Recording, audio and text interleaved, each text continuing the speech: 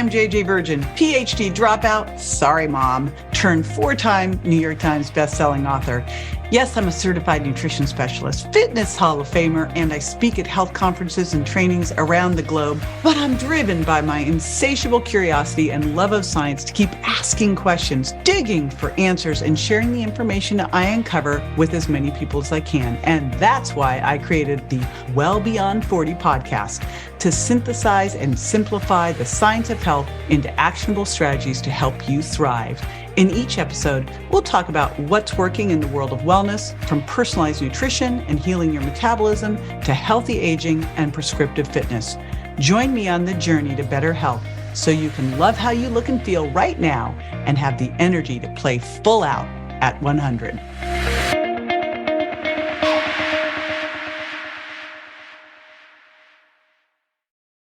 Did you know that certain foods can accelerate your fat loss? Now, being a little more strategic with your meal plan could be the key that helps you get over a stubborn weight loss plateau and fit back in your favorite jeans. I'm betting while a few of these ones I'm going to talk about are staples, there are also a few here that may surprise you, and one that I've now made a point of integrating into my diet at least 3 times a week. So first up are berries. Now, I am a huge fan of berries, blueberries, strawberries, blackberries, raspberries, and they're not only delicious, but why they're great is they are rich in fiber and antioxidants. This is going to help you in a couple different ways. Number one, it's going to help you reduce inflammation. Remember, if you're inflamed, you're basically blocking muscle protein synthesis, and it can lead to more insulin resistance. It's also going to support good gut health and a healthy gut microbiome. And this is one I just found out about. It can help keep your sweet cravings in check. And it does that without causing a big blood sugar spike. So there was a study in 2015. It was an observational study. It was published in Appetite that found that eating a mixed berry snack significantly reduced caloric intake at dinner compared to if you ate a sugary sweet snack. So they gave one group berries, one group the sweet sugary snack. The people who had the berry snack ate 691 calories at dinner. The people who had the sugary snack, they ate 824 calories at dinner. So if you want that sweet, go for the berries. Next up is wild-caught salmon, my favorite fish of all fish. This one, of course, is high in those omega-3s. They're anti-inflammatory, and it's also a great source of protein. Salmon actually helps boost your resting metabolic rate and helps preserve muscle mass while you're burning fat. And a study even showed that omega-3s can increase your resting metabolic rate by 14% and your fat breakdown by 19%. It was a study in 2021 that was a review of 7 studies involving 245 participants, and it was published in Evidence-Based Complementary and Alternative Medicine. And it found that those who took omega-3 supplements had a higher resting metabolic rate compared to those who didn't. And this was seen both in women and obese people. Now, why is this happening? We're not really sure, but here's my hypothesis. There's a couple things that could be going on. Number one, we know that omega-3s can help improve insulin sensitivity. So if you've got better insulin sensitivity, you have lower insulin response to food. And if your insulin's low, if it comes back to lower resting levels, it's easier for you to use fat as a fuel source, stored fat. The other thing we know about fish is that fish oil can be anabolic. It can actually help you build muscle. And we know that if you're building muscle, now that's a great place for you to both store sugar, it's a sugar sponge, and it's one of the fastest ways to improve your insulin sensitivity. So those may be some of the reasons that this is happening. It's a little bit preliminary, but here's what I do know. Wild salmon and omega-3 fatty acids, supplementing with fish oil every day, is going to be a win for your health. Next up, my most favorite, something that I never go without on a daily basis. Can you guess what it is? Coffee. Now, it's not just a morning pick-me-up. I know we all think of it this way, but coffee has a very good thermogenic effect. It increases your metabolic rate and it helps support breaking down fat. It's what I do before I go to the gym. I always have some coffee because it's going to help me have that better workout effect. and it's also going to help me with more fat burning overall. Plus, you may not realize this, but coffee is a great source of polyphenols, great source of antioxidants that support your metabolic health. But here's the thing we want to make sure of. Don't make a good thing bad. Don't go dump some terrible creamer or garbage sugar into your coffee. If you need to sweeten it up, try some allulose, a nutritive sweetener. I love RX sugar for that. And use maybe a little unsweetened coconut creamer. So there was a cool study, 2010 clinical trial that was published in the Journal of Health Science that showed that drinking coffee every day can help your body use more fat for energy after meals. And what happens when you do that? Well, you might lose some body fat and improve your overall metabolic health. So a cup of coffee or two for your health. The other thing that I drink every day is green tea. And this is actually what I like to take to the gym. So what I like to do is load up my big canteen with green tea, and then I put in there some creatine, some electro replenish, and some essential amino acids as well. So I've got my clean creatine, electro replenish, and my amino acid power. I put all of that in a 32, it might even be a 64 ouncer, it's big, to the gym, and I drink that while I'm doing that. It's amazing because it's loaded with antioxidants, particularly these antioxidants called catechins. And these help you with fat burning, especially during exercise. Also, green tea helps improve insulin sensitivity. And of course, again, that's a great way to support better metabolic health. There was a study that was published in Food and Function in 2016 that found that people who consume green tea with high levels of catechins during their highest fat meal every day for 12 weeks showed significant reductions in visceral and subcutaneous fat compared to a placebo group. All they did was drink green tea. I recommend trying to get in at least 16 ounces of a quality green tea each day. More is better. And the next one is bone broth. Bone broth is amazing because it's rich in collagen, which is so good for your gut, and also it's got anti-inflammatory properties. So it's reducing inflammation, it's healing and sealing your gut. Now, how I do it is I use my paleo-inspired protein powder, which is basically concentrated bone broth, rich in collagen. And then if I'm cooking things, I'll also cook and use bone broth in my cooking as well. So this is an easy one. If you need something in the afternoon, if you have to go for the snack, maybe a little warmed up bone broth can do the trick for you. And here's the thing, it's going to also support better connective tissue, right? And so it's going to help reduce inflammation and support better connective tissue. So bone broth for the win. Now the next one I have a little challenge with, I must admit, because I don't love the flavor, and it's coconut. But I've made a point of figuring out how to put it into my world because coconut oil, coconut milk, coconut flakes, they're rich in something called medium chain triglycerides. And medium chain triglycerides are really easy for your body to burn for energy. So it's easy for you to burn fat, and it's great thermogenesis. In fact, there was a study in 2015, it was a meta-analysis published in the Journal of the Academy of Nutrition and Dietetics that found that replacing long-chain triglycerides with medium-chain triglycerides led to modest reductions, but still happened, in body weight, waist and hip circumference, and body fat. But it did this without imploding your blood lipid levels. So where I do this is I'll do a little bit of foamed up coconut cream on my coffee, and my midday coffee as a treat. That's an easy way to get in. Now, the one that I'm obsessed with, that I've been incorporating into our diet multiple times a week now, and at least 3 days a week, if I could get it in every day, I would, are mushrooms. Mushrooms' anti-obesity effects are attributed to their antioxidant properties, and their antioxidant properties are helping enhance cellular antioxidant defense systems and promote anti-inflammatory actions. Remember, it is so important to get the inflammation down. Inflammation is an independent risk factor for obesity. The more inflamed you get, the more it drives body fat gain. The more body fat, the more inflamed you are. So you really want to get control of that inflammation. Mushrooms can help, but here's what's cool. They also have glutamic acid, which gives you a really good umami flavor, a flavor similar to salt.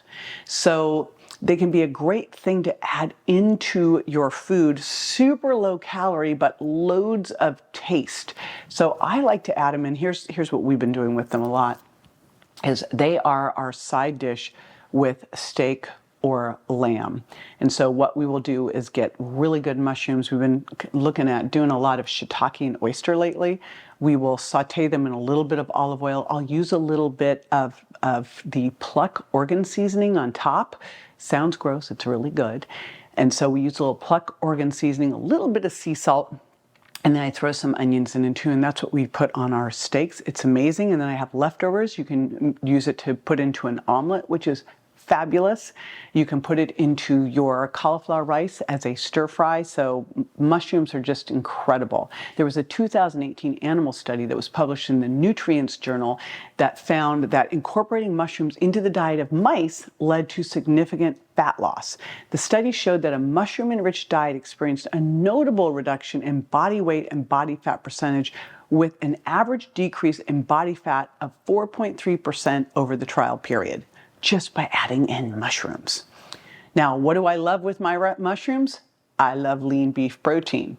Now, I think that we're all smart enough now to know that you can eat beef and burn fat. I don't know why beef has been so villainized for so long, but lean beef protein helps with fat loss by promoting muscle growth and repair while being the preferred fuel for burning fat. In fact, processing protein burns more calories than carbs and fats due to its higher thermic effect. You know that when you're eating protein, your body has to work hard. It takes 20 to 30% of those calories to do that processing and build those muscles, compared to pretty much zero for fat and 5 to 10% for carbs. So way bigger thermic effect with protein. And we also know that protein slows digestion, like those GLP-1 drugs do, right? So then you're not snacking, you're not hungry, which of course is going to help lead to weight loss over time as well. And you got more muscle, guess what happens? You've got a place for that sugar to go. And what you're going to find when you eat more protein is that you don't crave the sugar. You don't crave the carbs, and you got way better blood sugar levels. There was a study in 2017, it was published in the FASEB journal, where researchers found that including lean beef in a high protein diet can support weight loss as effectively as a high protein diet without red meat. So I'm telling you this if you're one of those phobic of red meat. Over 16 weeks, 119 overweight or obese adults followed high protein diets. They either did it with red meat or without red meat. Now, both groups experienced significant reductions in body fat percentage, basically from 40.7% to 35.6%, and fat mass from 40.3 kilograms to 32.4 kilograms. The final body fat percentages, lean beef was 35.1% versus no red meat, 34.9%, so no significant difference, and same with the fat mass. It was about 31 kgs both. So if you're thinking, oh, I can't eat red meat and lose weight, nope, it's just the opposite. So have fun with it and add those mushrooms. One of the other things that I love, and this is a great one if you're not dairy intolerant. So when I wrote the Virgin Diet, I saw how many people really struggled with dairy and struggled with eggs. But when you heal your gut, quite often you can incorporate these back in. And if you can, Greek-style yogurt is amazing because of its high protein content, which is going to help you, of course. It's more thermogenic, like I talked about with beef. It's going to increase satiety. It's going to help you hold on to or build muscle if you're doing caloric restriction. So it's easy for you to have that fat loss and that satiety that can be difficult when you're trying to lose weight, right? It's like hard for you to make sure you're holding on to muscle and losing fat. Greek-style yogurt, and what I like to do here is I'll do Greek-style yogurt non-fat. And I know I'm going to get some hating on people going, why aren't you eating fat? Well, because I'd rather add other types of fat in. So I do plain non-fat Greek-style yogurt, and I'll add in either some nuts, some freshly ground flaxseed meals, something like that. I prefer to do that part. There was a study, 2019, that was published in the Frontiers of Nutrition, where researchers found that eating fortified yogurt daily helped overweight and obese individuals lose more body fat compared to those who ate low-fat plain yogurt. So realize fortified yogurt, Greek-style yogurt versus just plain old yogurt, which is lower in protein, higher in carbs. They were all on a caloric-restricted diet. The people who ate the fortified yogurt lost 5.1 kilograms on average. Those eating the plain yogurt lost 4.3 kilograms. And The fortified yogurt group also saw a greater reduction in body fat percentage and waist circumference and had better improvements in metabolic health, lower insulin resistance, and lower triglyceride levels, and higher vitamin D and HDL levels. And they also preserved more muscle mass. So again, Greek-style yogurt is different than regular yogurt. Look for the Greek-style yogurt. There was a 2015 review that was published in the International Journal of Obesity that showed that yogurt consumption is associated with lower body weight, BMI, waist circumference, and body fat. But here is the important thing. Note that I said plain Greek-style yogurt. You can do it with low-fat, non-fat, or full-fat. That's not the issue. Here's what you want to avoid at all costs. Avoid the yogurts that have added in fruit. It is basically like they just took a bunch of sugar with a little bit of fruit and turned your yogurt into a sundae. So you're getting the plain. That's the deal we have to have. Otherwise, you've got a bunch of sugar added in. This is one that I incorporate into my salads. But this is another great thing that you can do, especially if you're really working on fixing your blood sugar. If you've got any issues with higher fasting blood sugar, higher blood sugar throughout the day, higher blood sugar response to a meal, or you're insulin resistant, you're going to want to incorporate this in. And if not, you're still going to want to incorporate this in, but you can incorporate it into things like salad dressings. I'm talking about apple cider vinegar, and there was a 2018 randomized clinical trial that was published in the Journal of Functional Foods that found that combining apple cider vinegar with a caloric restricted diet, it was a 250 calorie a day deficit, significantly improved weight management and metabolic profiles over 12 weeks. In fact, those consuming 30 milliliters of ACV daily saw greater reductions in their body weight, their BMI, their hip circumference, their visceral fat, and their appetite scores compared to the control group. And the ACV group experienced significant decreases in plasma triglycerides and total cholesterol, and an increase in HDL cholesterol. So what's this mean? This means that ACV can affect your metabolic health. It can improve your metabolic health. It can enhance your weight loss. So what do we do with this? Where I use this, again, I think that all of us should be using this as our vinegar choice when we're making salads. So what I like to do is some ACV, a little olive oil on my salad. So that's the first one. But if you are actively working on your blood sugar control, on your insulin sensitivity, this is one that I would look at doing before each meal, if at all possible. And it can be as simple as putting a little bit into some green tea, 2 tablespoons into green tea. Better if you do this with the fork, avoid your teeth. Or you can even take it in capsules. But, you know, I like the food first approach whenever possible, so easy enough to throw into some green tea and have before your meal, especially your bigger meals. Give it a shot. Now that you've got your nutrition on point, you've listened to these 10, the ones that you haven't incorporated in, like let's make that commitment, you're putting them on into your diet. Look at how they can get into that rotation, because so much of this is just creating new habits, right? Be sure to join me next time for more tools, tips, and techniques you can incorporate into everyday life to ensure you look and feel great and are built to last. Check me out on Instagram, Facebook, and my website, jjvirgin.com, and make sure to follow my podcast at subscribetojj.com so you don't miss a single episode. And hey, if you're loving what you hear, don't forget to leave a review. Your reviews make a big difference in helping me reach more incredible women just like you to spread the word about aging powerfully after 40. Thanks for tuning in, and I'll catch you on the next episode.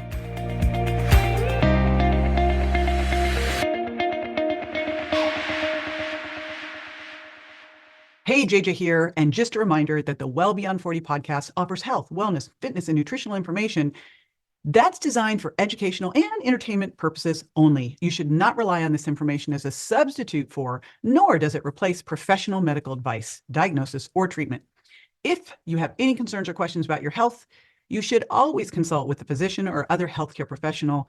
Make sure that you do not disregard, avoid, or delay obtaining medical or health-related advice from your healthcare professional because of something you may have heard on this show or read in our show notes. The use of any information provided on this show is solely at your own risk.